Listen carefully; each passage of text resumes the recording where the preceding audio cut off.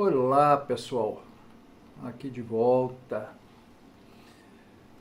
Hoje nos foi sugerido um tema muito interessante para que discutíssemos aqui.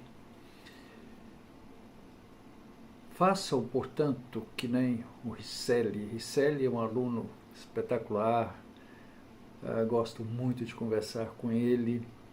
Ele sempre tem um ponto de vista de alguém que lê muito estudioso, isso é muito bom. E ele diz: professor, por que não falar sobre a origem da democracia? Poucas pessoas sabem a origem. E eu disse: olha, poucas pessoas sabem o que efetivamente é democracia. Ótima ideia, vamos conversar sobre isso. Mas sem antes não dizer, se você não estiver inscrito no nosso canal, no canal do JB, o faça rapidinho, sugira novos temas, novas abordagens, compartilhe. Eu terei o maior prazer de citar o seu nome, como estou fazendo aqui, citando o Ricelli. Deixe o seu like, o seu joinha se você gostar, sugira, comente. E não se esqueça de acionar o sininho lá para você receber novas mensagens, sempre segunda, quartas e sextas. E vamos em frente, porque é para frente que se vai, é o nosso lema. Pois bem, pessoal, falávamos então sobre essa questão da democracia, não é? Democracia. O Brasil é uma democracia? Como é que isso funciona? Há um contexto histórico para a gente entender bem isso, pessoal. Como sempre me refiro aqui ao berço da humanidade, do conhecimento, da sabedoria, a Grécia Antiga, e para os gregos, democracia, demos, povo, kratia, poder que vem do povo, né? Essa que é a ideia. Todavia, existem alguns pontos de vista discordantes entre os próprios filósofos que seria interessante fazermos uma análise até para fixar bem esse entendimento ou esse conhecimento entre nós. Por exemplo, a origem da democracia na antiguidade, né? Antes a gente precisa falar das três formas de governo, portanto, monarquia, oligarquia e democracia. Oligarquia era um governo de um grupo escolhido, um grupo muito seleto. A monarquia, o governo de apenas uma pessoa. Ainda temos alguns resquícios em alguns países, né, com monarquia, Reino Unido, por exemplo. E democracia é o governo de muitos. Aí que está. Democracia é um governo de muito. Para o filósofo Heródoto, a democracia é um governo onde o grupo governa pensando em todos. Bacana? Joia. Professor, mas isso é teórico. Não tem problema. Nós estamos falando do direito dever ser.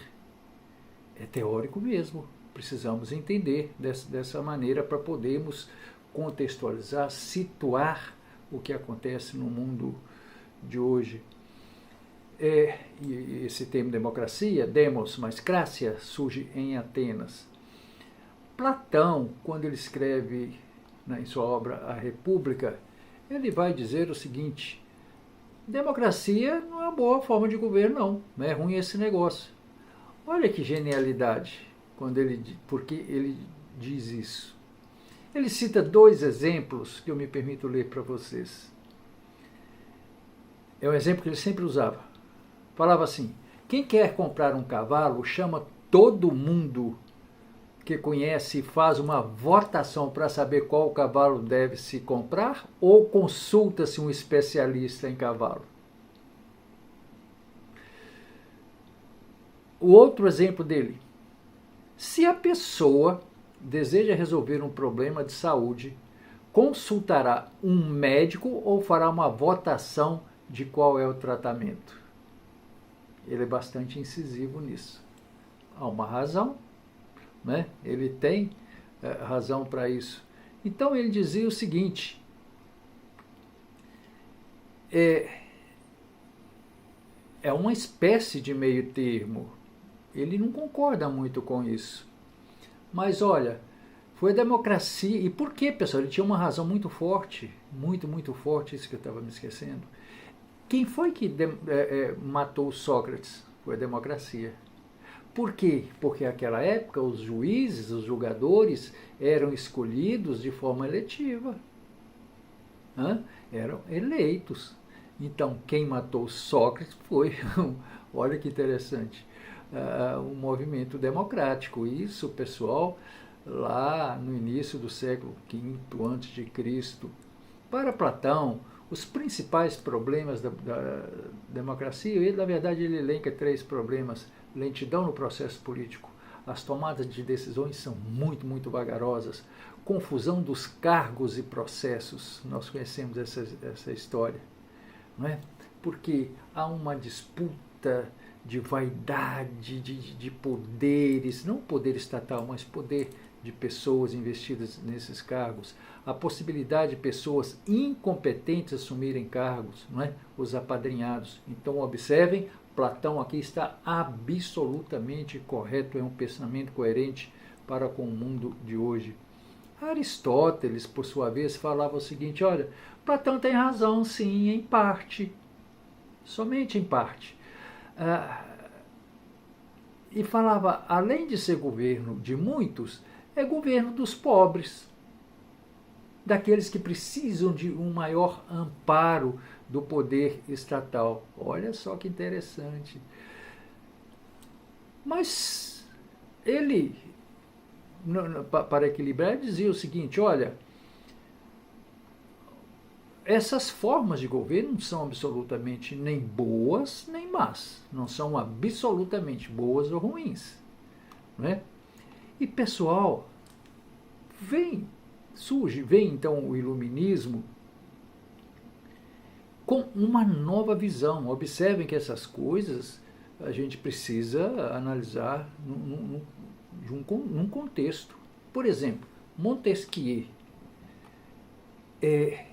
ele vai dizer o seguinte, que existem 3 formas de governo: a república, a monarquia e o despotismo. Não é? A república é o modelo preferível porque é o governo de todos e é democrático. República, res pública, coisa pública, coisa do povo, que é o nosso sistema atual.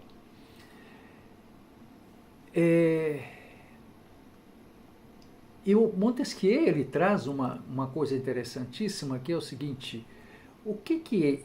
qual a principal característica da democracia? A representatividade.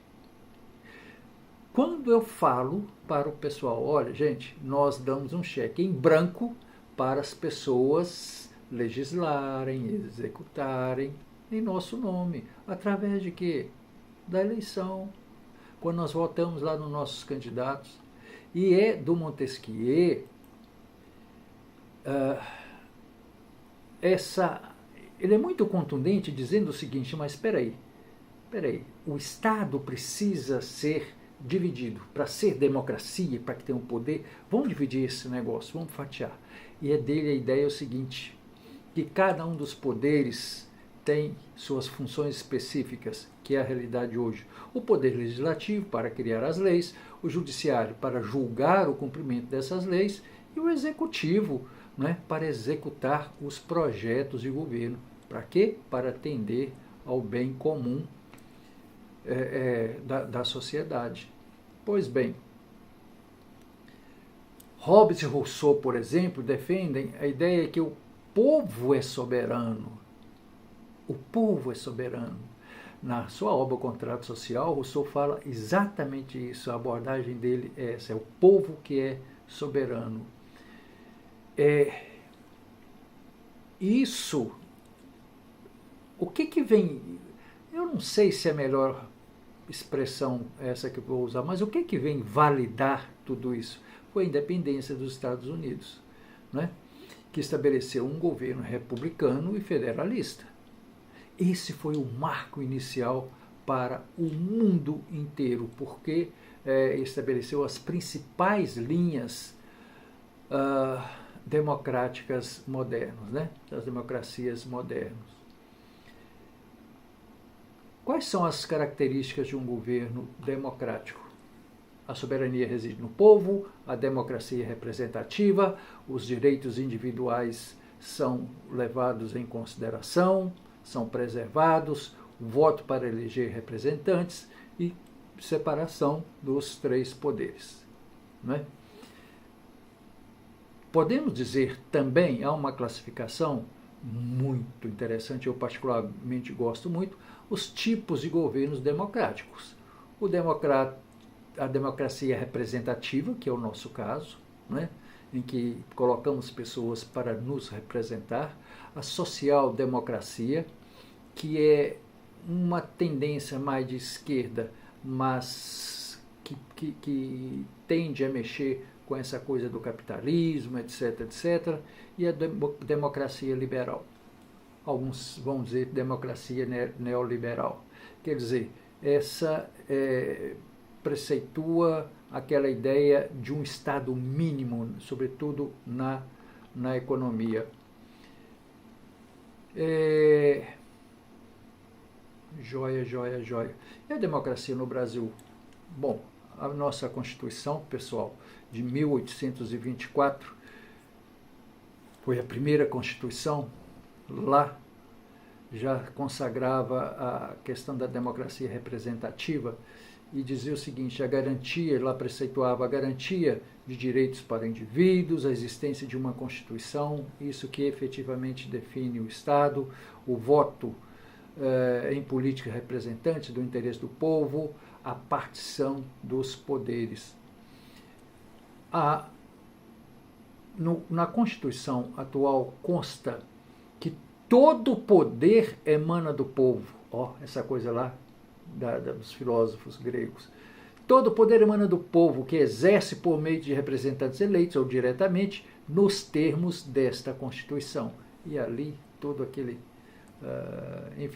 aqueles preceitos, aqueles princípios que regem o cidadão, a sociedade, o povo brasileiro de um modo geral. O artigo, por falar em Constituição, o primeiro artigo define a República Brasileira como Estado democrático de direito. E aqui, pessoal, para encerrar, eu quero fazer uma reflexão com vocês. Vivemos um momento sui generis, vivemos um momento muito, muito, muito particular, em que se noticia e a gente verifica uma espécie de imiscuidade entre os poderes. A Constituição diz que são poderes harmônicos entre si. Não estão sendo. Não estão sendo. Isso, o que chama a atenção é que até algum tempo atrás o povo não se manifestava tanto a respeito dessa coisa. Hoje não. Hoje existe uma espécie de ativismo político, no bom sentido, no sentido de que o povo está mais atento para isso. Espera aí, nós somos que tipo de democracia? O poder é nosso, emanado do povo ou não é?